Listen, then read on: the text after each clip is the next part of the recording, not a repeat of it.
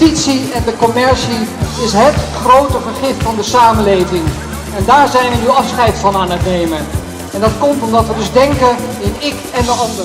En onbehagen, dat is er hoor, onder al deze mensen. Onbehagen over, nou ja, je ziet het over het geld, over het financiële systeem.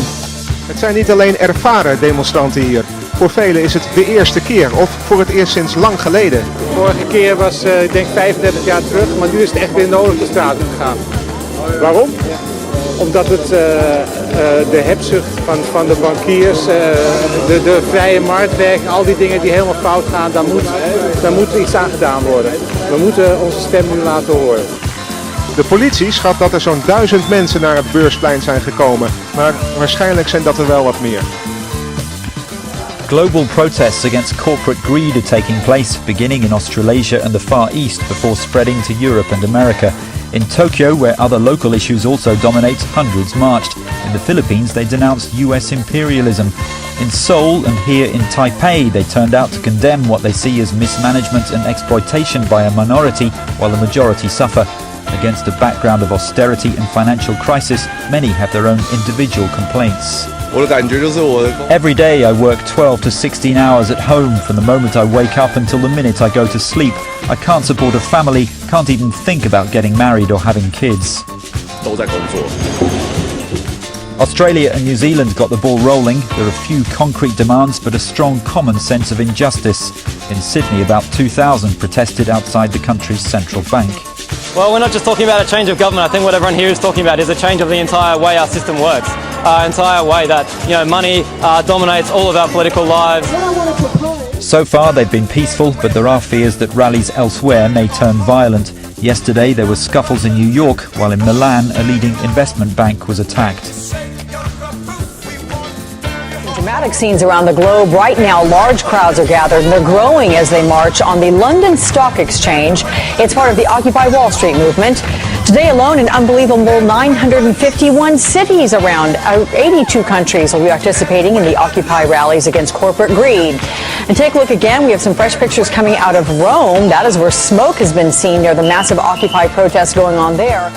Early on, when the crowd attempted to push their way into a square in front of the London Stock Exchange, that is a private square. It was blocked off by the police and they weren't able to get into that area.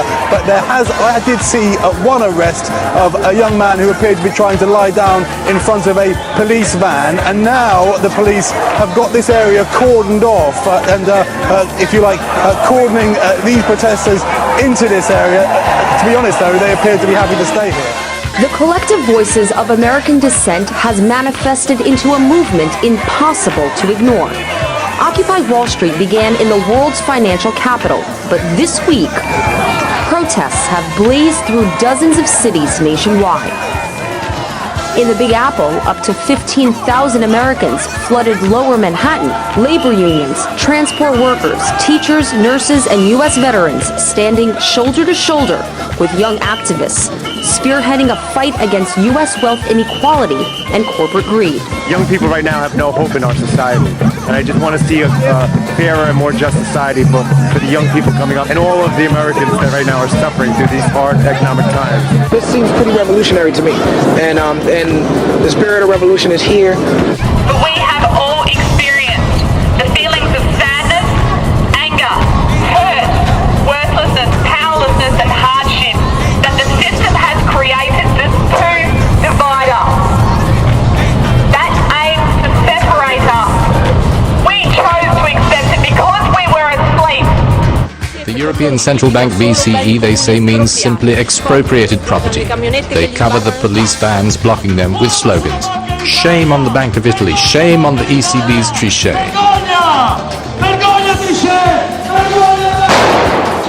While the indignant protesters peacefully pitch their tents in Rome, in the city of Bologna, there is violence. A young woman hit in the face loses 4 teeth, but the demonstrators do not stop.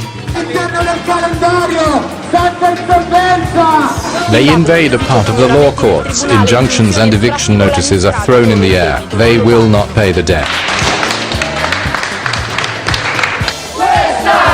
You pay for this crisis we're in. From Milan to Naples, the generation ground down by global finance does not give way. In Naples, it symbolically takes back its future by crossing the threshold of the National Labour Office.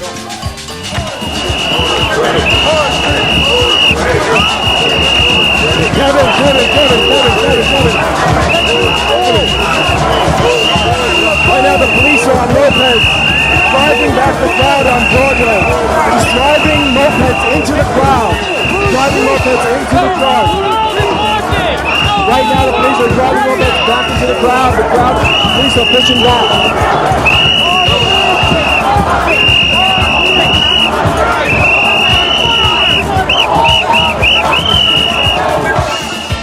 That energy that's happening in New York City and across the United States has definitely spread here to Asia.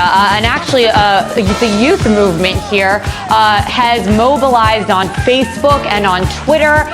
And they're planning an actual Occupy Taipei, Seoul, Hong Kong, Mumbai, Jakarta, Hyderabad, and even Islamabad. So the movement in Asia is growing.